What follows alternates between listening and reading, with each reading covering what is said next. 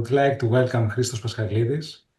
Christos holds a degree in mathematics. He graduated from the Brain and Mind Science program in 2023, and he's now working on his PhD under the supervision of Manifolds. Christos, the floor is yours. Thank you, Panos. Since everybody before me, I think, said some words, I would like to say some words too. So, hello, friends and colleagues and professors. My name is Christos. I used to be a student at the Brain and Mind Master. I studied mathematics in Athens, and I got into neuroscience by a completely different reason and things that I'm from those that I'm going to show you to you today. Initially, I wanted to study music and music cognition, but during the course and during the years of the Brain and Mind master degree, I realized that there are other beautiful stuff into neuroscience. So, with Manifolds, I continued my PhD, and this is what I have been doing for the past 2 years. So, I thank you all from the Brain and Mind and all those of you that you are here today. So, I begin my presentation. The title of the presentation is From Object Recognition to Neural Manifold, Population Geometry in Mouse Visual Cortex. So in our lab, the System Neuroscience Lab in 4th IMBB and the Medical School of Crete, we study object recognition. Object recognition is not a trivial problem. It's a problem that every living organism with eyes more or less has to solve. And imagine that you are in the store and you have to spot the fruits that you want, pick them, discriminate them, find little details that tell you which is good and which is bad, and pick the good ones. This is a very non-trivial problem, and a testimony to that is that even neural networks, deep neural networks that are so popular these days and do amazing things, are not yet as good as humans and other animals at it. For example, this is an example from a 3D object, a chair, that deep neural networks struggle to identify when you just change the view. This is something that the brain does seamlessly. So the question is how? In our lab, we have this experimental setup and procedure. This is a 2-photon calcium imaging mesoscope in which mice are head fixed and view this for objects while we record from primary visual cortex and higher order areas. By a pipeline and some fancy algorithms, we are able to extract the neuronal activity of each one of these signing neurons. These are neurons, and we're able to discriminate them and categorize them into areas, as you can see clearly here. This is an example of 5 neurons and their neural activity through time. So, as I said, with the help of my colleagues, we are able to have data from primary visual cortex and higher order areas. So, the question now is, as I promised, I want to go from object recognition to neural manifolds. Neural manifolds are an abstract geometrical concept, and for me, the best way to explain how I see it is through art. These are 3 of my favorite paintings, which is kind of explain what is representation geometry and manifolds the way I see it. The first one is from Kandinsky, and here are simple objects, simple shapes, that all of them together create a pure abstraction that is a very complex. So complexity can emerge from simplicity. The second one is from Lissiski. It depicts a battle scene, and actually this for me is an example of how abstract geometry and shapes can represent something, some event. So it's not only pure abstraction, it's also symbolic. It can mean something. And the last one is static because it's a painting, but it has this, it's called revolving bars, so it gives the idea of time. So it introduces dynamics. These are components that geometrical analysis of neural activity can reveal. All these paintings live in a 2D space of the canvas. We have to define our own space because there are no shapes, there is no geometry, you don't have space. In particular, we want to define the neural space. So how do we do this? As I said, we are able to record the activity of neurons, and we take snapshots of their activity through time, like time bins. As many neurons, this creates vectors in time, which we can then represent in a neuronal dimensional space. This is an example of these three neurons, and their points through time. Now, if we collect, let's say, our subject views a specific object, two distinguishing stimuli, and we discriminate the snapshots, the time bins of each one, then we have what we call a representation. The activity of this time for each object is the neural representation of this object in these particular neurons.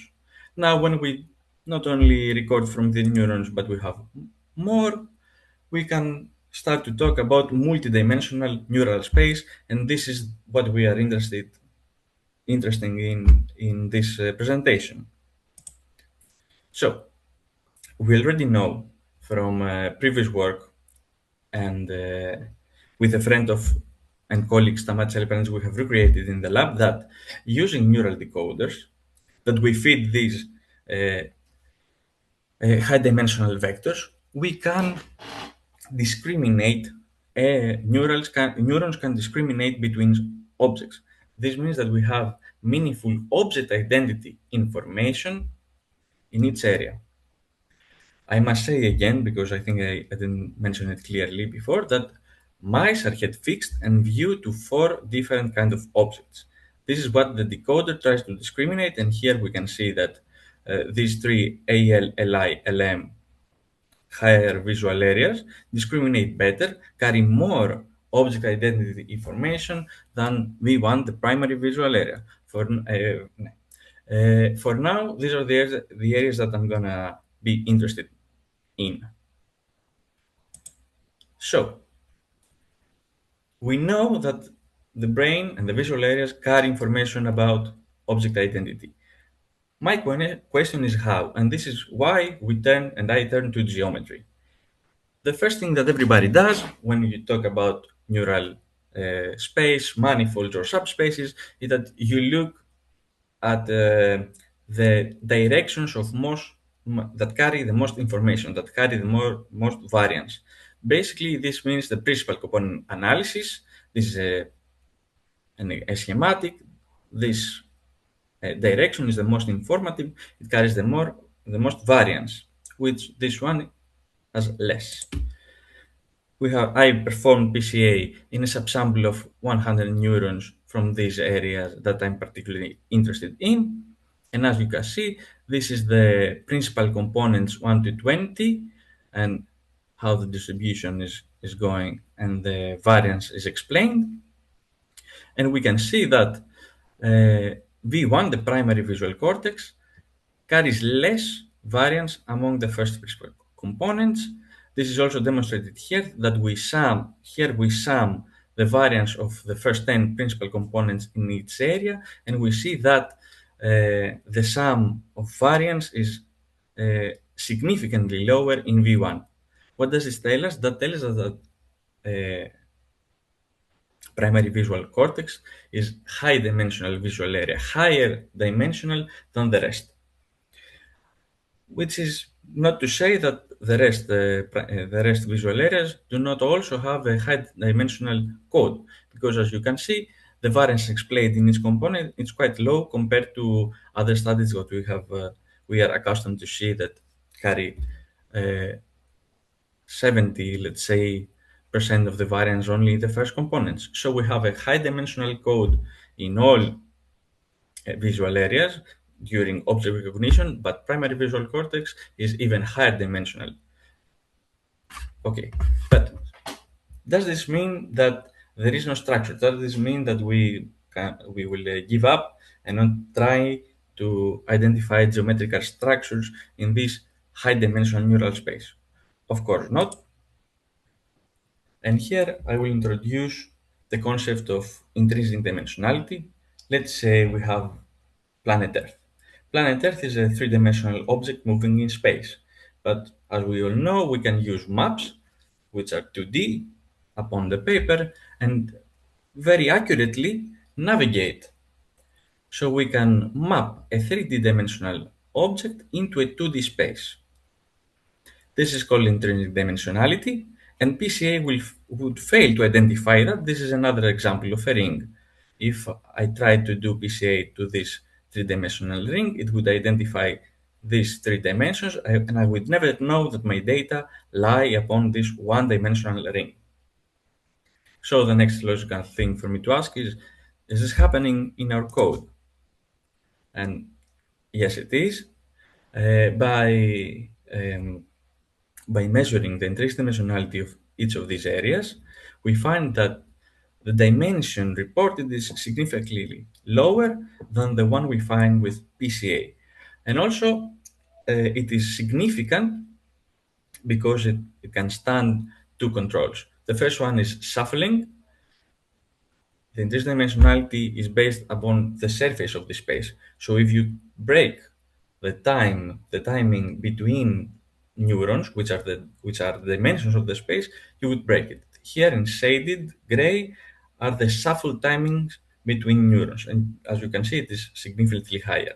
Also, the difference between the areas persists regardless of the number of neurons, which means it's scalable. And in each case, V1 remains higher dimensional than the rest.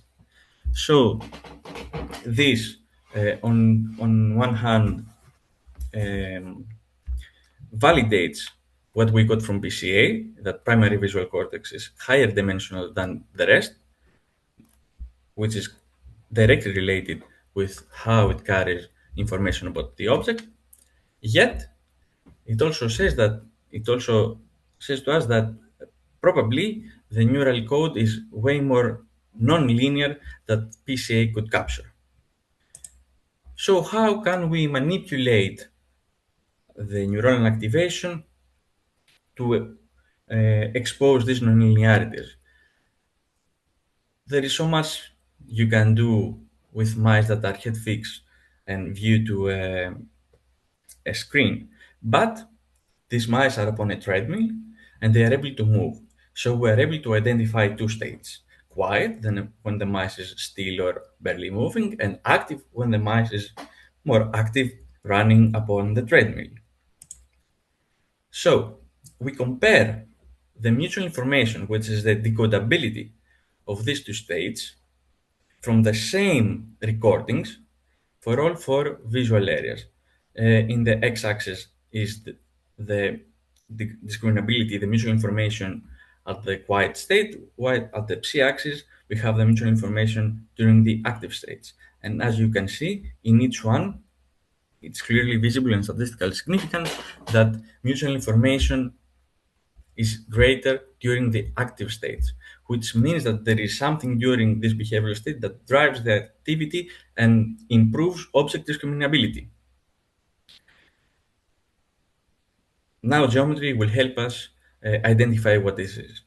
So, first of all, someone could think that when mice are running upon the treadmill, it drives up the activity. So, this is enough in order to have more separability inside the high dimensional neural space. So what we are trying to check here are the diagonals of the angles from the diagonal. Imagine that if every neuron is more excited during the active states with drive, the angle between the, the representation of the activity would remain the same relative to the diagonal, the x equals psi axis, but in the high-dimensional space. For every one of these areas, it is statistically significant that during the active state not only neurons firing rate rises, but also it changes relative to the diagonal. This means that some kind of tuning, some kind of properties behave differently within the neural coding. And this happens for all the four visual areas. Then we will turn our attention to the specific objects.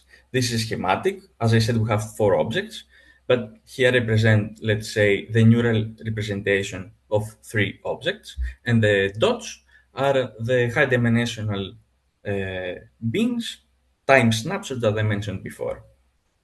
We can identify what we call centroids. Basically, there are circles, high-dimensional circles, that more or less describe as the center and the radius of its representation, of its object. So, by counting, by measuring the distances of the center as well as the radius of these centroids, we can get an estimation of the relative geometrical distance and properties between the object representations. This is what we did for all four different areas. The upper figure counts the center.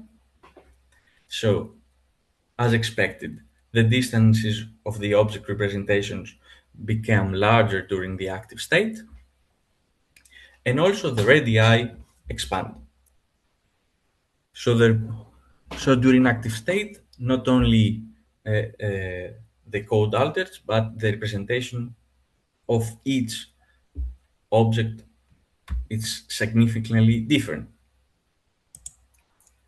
Lastly, I'm going to return to the intrinsic dimensionality during active and quiet state. And here, it is even if I have statistical significance, it is visible that it is quite different than the geometry metrics that I showed before. Intrinsic dimensionality is mostly upon the diagonal for all areas. This is not essentially a bad thing. It may reveal some things about the structure of the code. So, to assess if we got something from all this geometry, we try to predict with a regression the difference of the mutual information given the differences of each of these geometry metrics.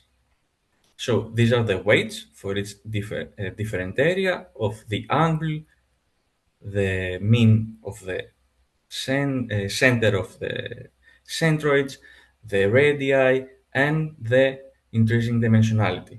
Here, what I would like to focus your attention on is at Li, the angles are the only positive weight, while the intrinsic dimensionality is very low during among all areas. This, for us, for me, indicates that neural coding in LI mostly changes its coding upon a given structure. That is why intrinsic dimensionality does not change. Imagine that we are in a circle again and we move upon this circle. The circle never changes, the intrinsic dimensionality, the structure of the neural code, but we change upon it. Now, the next thing that we would like to leverage and see is that what else can we do with neural decoding? How far can we go? Can we ask if we can measure the difference or the similarity between two different subjects?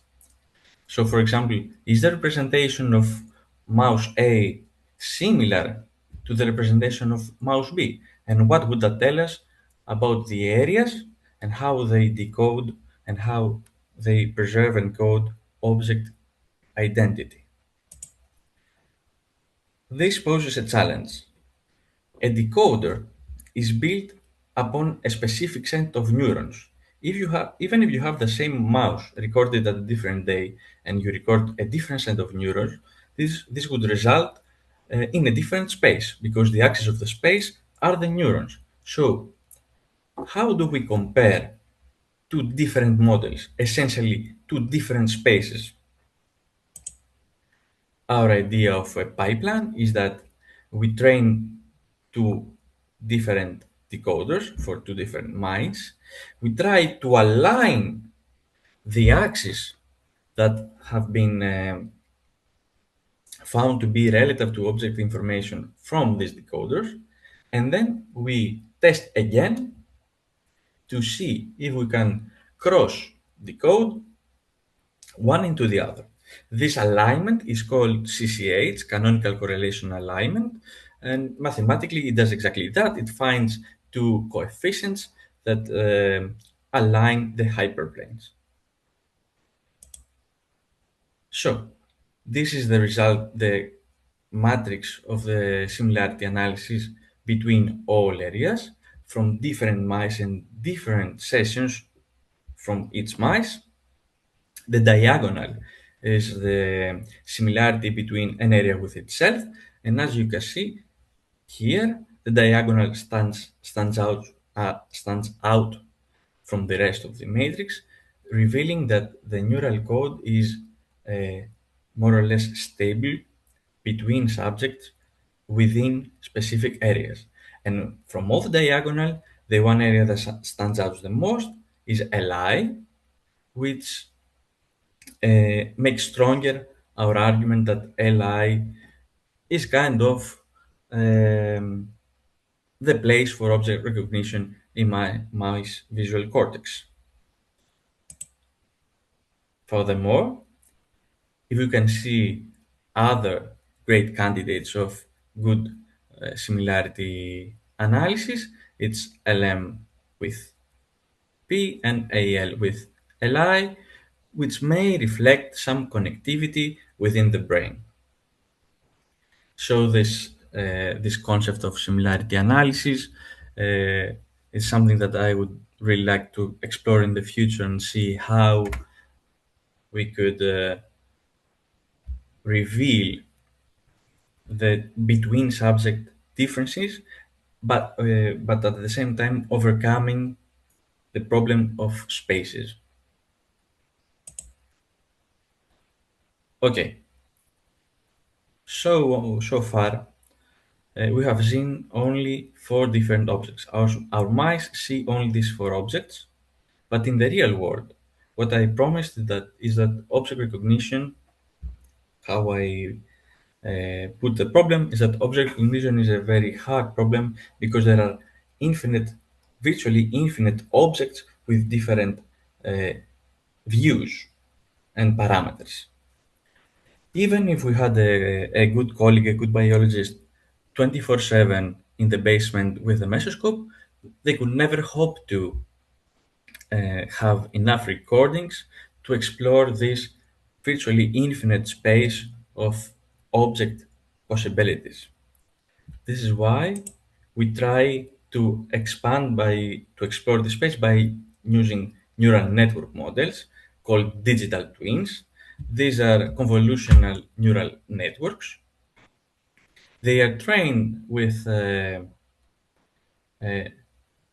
natural images, and they try to reproduce the neuronal behavior, the neuronal activity. We then measure the difference and how correlated is the recording firing rate of the true neuron and the predicted firing rate of the model. Then, in our lab, when we have trained such a model, we present it with our four stimuli, and again, we predict the responses and compare them with the true neural recordings. Right now, we have two we have new data in the lab with the help of our colleague Iliana Maduka. These are all new data from the 2-photon. Here we have 4 areas. The 3 are the same, but the 4th is RL. This is the same plot that I showed you before, the discriminability between areas, and also have included unknown, which are neurons that may not be visual. They have not been characterized in any of the areas. All these areas exhibit the same behavior, meaning high dimensionality of the neural code, a PCA that its component drops quite fast, and again, it correlates, the dimensionality correlates with the performance. So again, it reflects the discriminability. So what we have done is that we have Iliana has recorded both natural images and objects. We have trained the model with the natural images. The set is called ImageNet, and then we have demonstrated to the model the objects. Here we measure the correlation between the neurons, the biological neurons, and the neurons of the model against a ground truth, a random. What we see here is that the neurons, even at the objects, which is a novel stimuli for both the model and the mice, have a correlation greater than the ground truth and almost as good as the ImageNet, which is what they have been trained to do. This is a direction that we currently explore, and we hope to soon have much more data to show. Actually, I think I kind of rushed the whole thing. I should have stayed a lot more in each slide, but this is more or less what I had to show you today. And for future directions, we are currently trying to expand on the effects of learning. How? By imaging a mouse and then have it learn some of the objects and then image it again. We ask how this would affect the neural representation. It's like, again, a manipulation, but a greater manipulation than the one that I showed you before with the active running behavioral state. We also try to link, with the help of all these colleagues, we also try to link the neural activity and neural code with behavior, either with this ball or with this air track. And lastly, we want to expand and train more models and eventually show them a million other stimuli. That's all. Thank you. Thank you for being here. I thank a lot all of my colleagues, the lab, Manolis Fovarakis for his guidance, and I'm open to questions.